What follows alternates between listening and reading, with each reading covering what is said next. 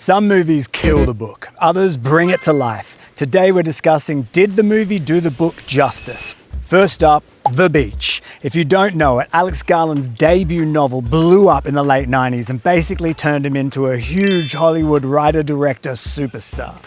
It's about a young traveler who follows a map to a secret island community who have escaped the modern world and pretty much inspired a generation to buy a one-way ticket to Thailand. But the longer he stays, the more it unravels. The book explores people's obsession with escapism, the perils of isolation, and perfectly embodies how even paradise can turn toxic, and kinda how humans basically fuck everything up. Danny Boyle got hold of it and gave us a young Leo DiCaprio in a downward spiral as he kills a shark, a person, and goes in full gamer mode. The soundtrack defined gap year travel, and it's a really great flick to watch while you're on the road.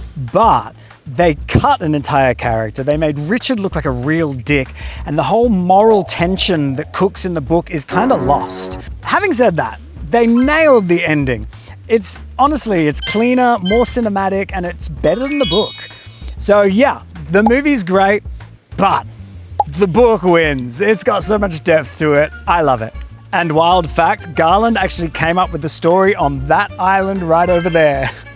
Next up, Fight Club. Another debut novel that came out in the 90s that carved out a strange, angry cult following that eventually got it banned in prison libraries. Chuck Palahniuk's writing is minimalistic, making it a fast, wild read that is part social commentary, part mental breakdown.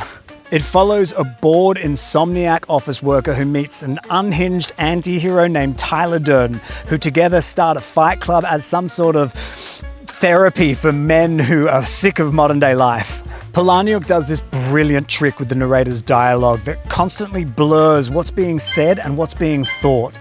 And I honestly wish I had read this book before I knew the final twist. David Fincher picked it up and managed to create something even more explosive. They basically lifted the prose of Fight Club and plopped it into a movie with structure to the mayhem, brilliant escalation, and seriously quotable quotes. The performances are untouchable. Pitt and Norton do that push-pull between identity and insanity perfectly, and Helena Bonham Carter steals every scene she's in. Visually, it's gorgeous and grimy at the same time, and captures the philosophy of the book without spelling it out. The emptiness of consumer culture, the hunger for identity, and the danger of trying to find meaning in destruction.